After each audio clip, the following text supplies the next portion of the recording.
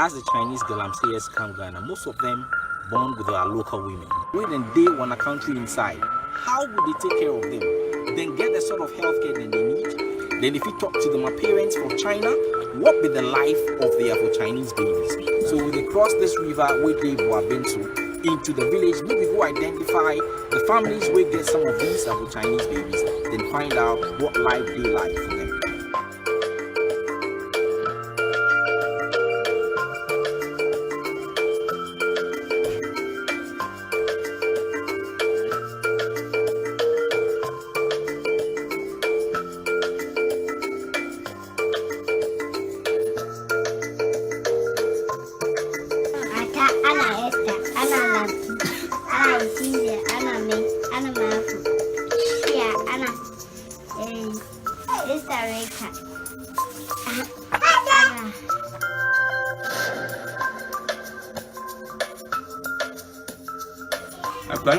As my daughter give birth, we discover say the child with Chinese, no black couple, 2 freeborn whites. So my daughter in Osby rejects the Chinese baby. So I decide say I go take care of the boy. My daughter talk me say one of the Chinese miners for the area were pregnant. We tried trace in Chinese father, but as government Galamsey crackdown starts, we no fit find them.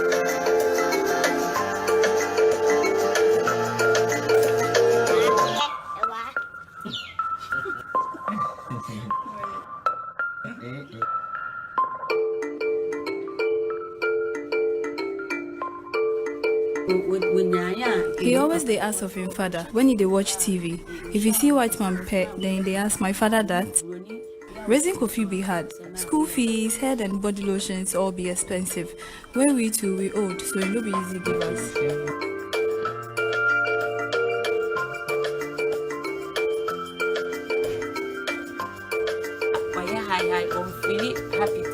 My daughter Amma no be happy like the way she did before. She always dey ask of him puppy. Usually I dey talk am say he go come back from China, then him father go provide am everything she dey lack now. But he do as she dey make very quiet. That him mood dey worry me pa. If it happen like that, then I make confused. If my Chinese fiancé come, I go make her sake of the people where they laugh us go be ashamed.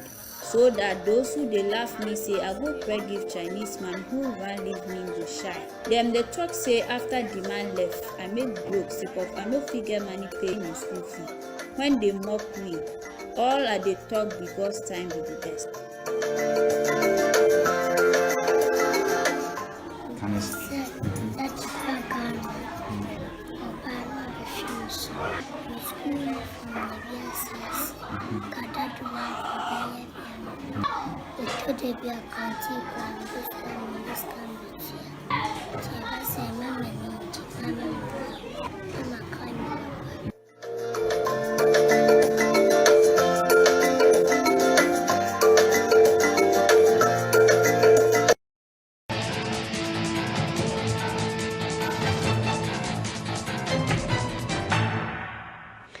Hello and welcome to this edition of Reporters.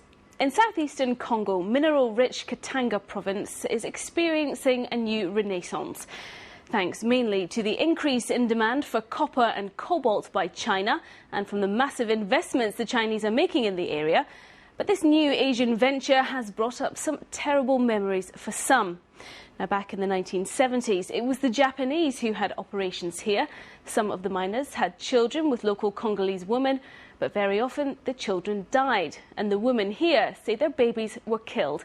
Today, as new investment arrives in the area, the children who survived back then are gathering together and looking for answers. These women say they have lived through something terrible. To show us, they took us to the cemetery in their village. Next to well-kept graves, a group of others, where the grass has grown wild. This is a grave of one of the Japanese children. According to these women, these are the graves of the babies they had with Japanese men, babies who were systematically killed after they were born. Even points out the grave of her baby. Talama Melua, that was his name. Yvonne brought us to her house to tell us more. The Japanese doctor took my child and went over there with his doctor friends. I stayed outside. They talked to each other, and when they came out, we got in the car and left. And my baby died.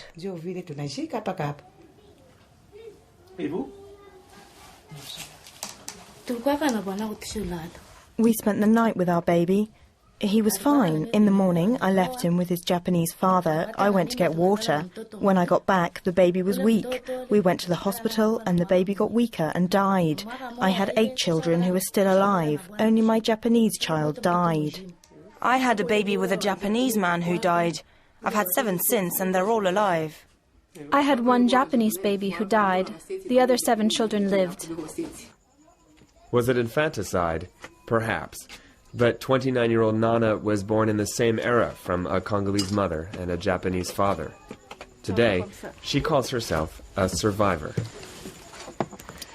We lived in the bush because our grandparents told us that if we stayed in the city, we'd be killed.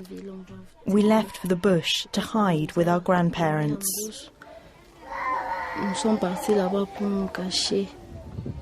This region is overflowing in minerals. Each day, trucks by the hundreds take their cargo of copper and cobalt to South Africa, destined for Chinese markets. Nana is single, and she has a child to feed, so she needs money. She sells her charms to the truck drivers who pass through. What is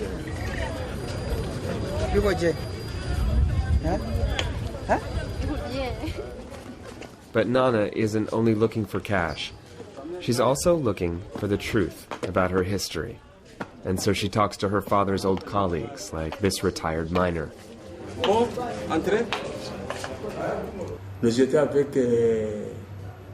I was with a Japanese man named Nakangawara. And he said to me, when we Japanese were with you Congolese, when our wives brought a child into the world, he said we should leave it because it wasn't right. We should kill it. And that's because where we come from in Japan, our constitution does not allow us to have children from other races to bring back to the country.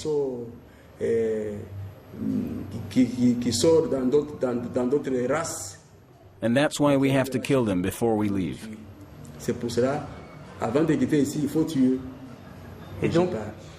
Did you see dead babies? Yes, I saw 4 or 5 bodies of babies who were killed. Their mothers were crying, and they went to bury them. Copper and cobalt. This is what has always attracted foreigners to the province of Katanga. Today, it's the Chinese who run the furnaces where the minerals are processed. But in the 1970s, it was the Japanese who had the biggest operations here. Back then, this factory produced 5,000 tons of copper per day, one of the most significant outputs of copper in the world. Over a 10-year period, more than 1,000 Japanese men worked here.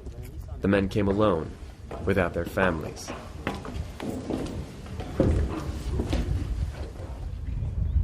All this is the camp, from left to right. For people who lived here, it was very strict. A Japanese man who dared take a woman down there would be fired and expelled back to Japan.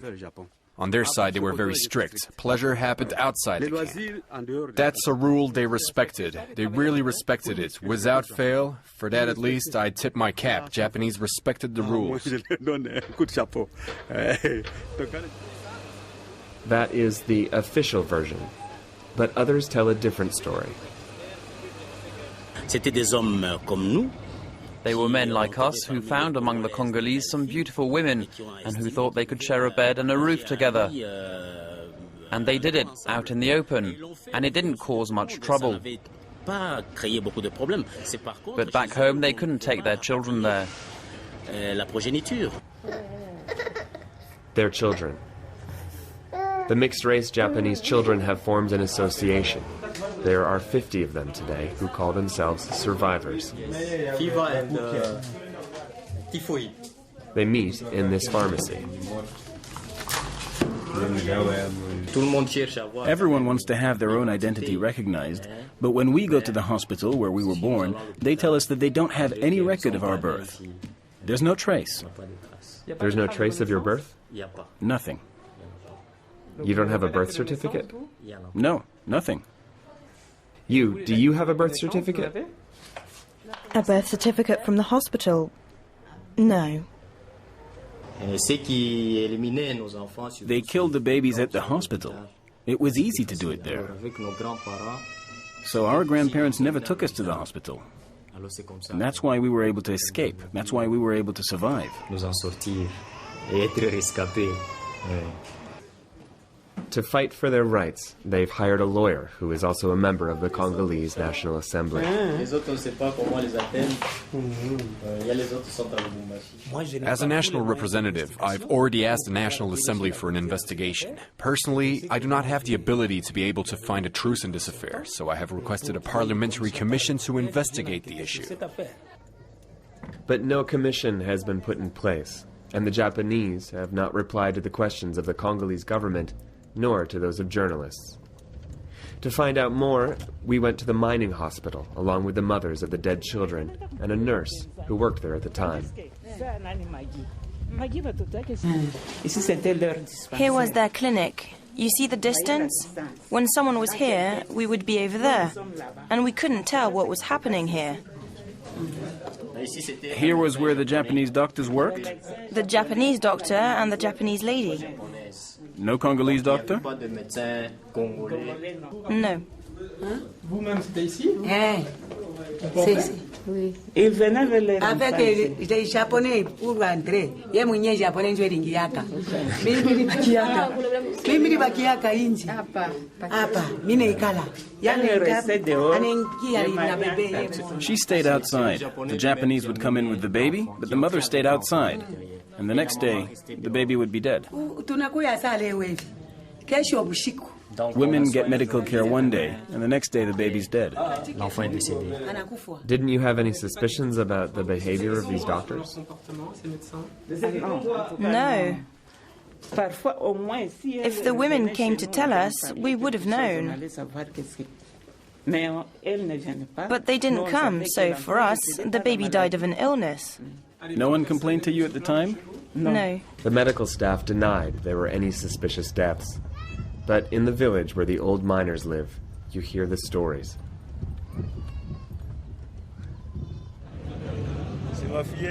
This blind man used to be a nurse at the mining hospital.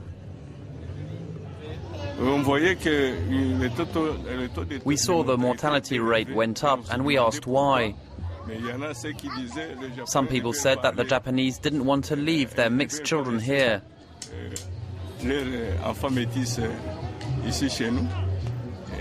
So they were suspected of poisoning them. Were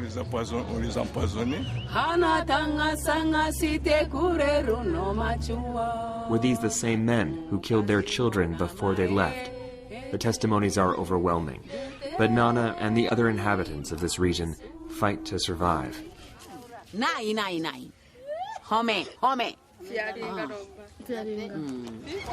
Okay, merci beaucoup. They have neither the time nor the means to shed light on the mysterious deaths of these children in Congo more than 30 years ago. Well, that's it for this edition of Reporters. You can watch that and all our other reports again on our website, france24.com. That's france24.com. Until the next time, bye for now.